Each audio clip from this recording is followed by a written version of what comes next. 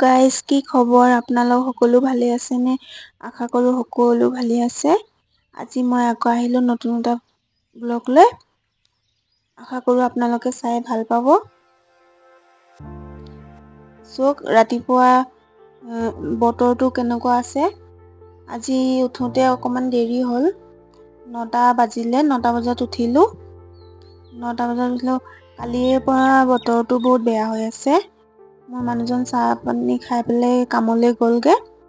মই এতিয়ালৈকে গা চা ধোৱাই নাই। মই বাচন কেইটামান আছে, বাচন কেইটামান ধুই লৈছোঁ। তাৰপিছত গা ধুম।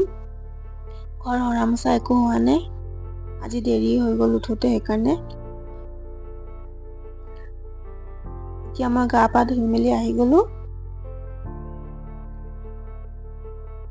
ঘৰ চৰ সৰা নাই, মোচাও নাই। এতিয়া গা ধুলোঁ, গা ধুই পেলাই মুচিম।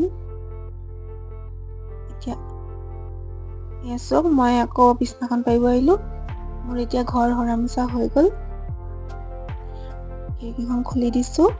পৰ্দাখন বদলি কৰিবলৈ বেলেগ পৰ্দা নাছিলে, পৰ্দাখন গুচাই দিলোঁ। এতিয়া মই কিবা এটা কৰিম, পৰ্দা এখন কিবা এটা কৰিব লাগিব। আগতে বিছনাখন পাৰি লৈছোঁ।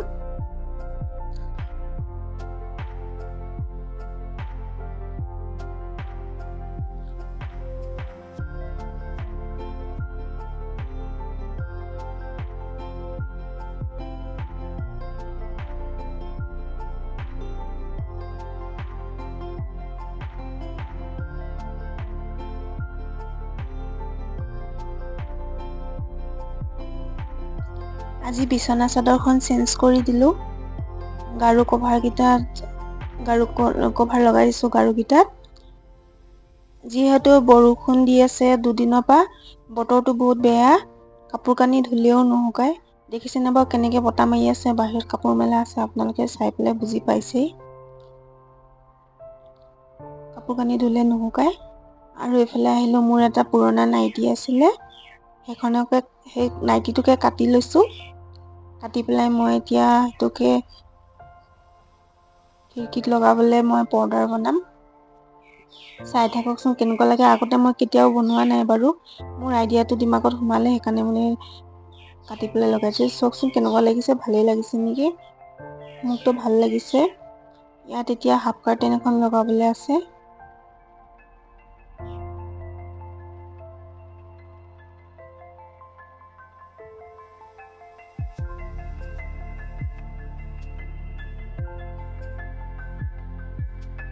মই চাইছিলোঁ এনেকৈ থ'লে ভাল হ'বনে, এনেকৈ থ'লে ভাল হ'ব।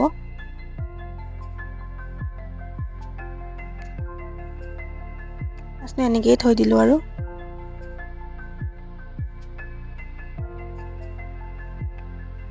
তাৰপিছত এইফালে আহিলোঁ, মোৰ ব্লাউজৰ পিচ, পাতলা ব্লাউজৰ পিচ এটা আছিলে। এনেই পৰি থাকে, ব্লাউজবোৰ চিলাই মেলি পিন্ধা নহয়।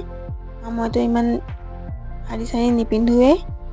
ব্লাউজবোৰ এনেই পৰি থাকে, ব্লাউজৰ পিচকেইটা। সেইটোৱে আৰু কাটি পেলাই মই এতিয়া খিৰিকীত লগাবলৈ হাফ কাৰ্টেন বনাই দিছোঁ। এয়া চাওক, বনাই মেলি মই লগাই দিলোঁ খিৰিকীত। কেনেকুৱা লাগিছে বাৰু জনাবচোন। আৰু দুপৰীয়া মই আহিলোঁ, 11:30 বাজি পাৰ হৈ গ'ল।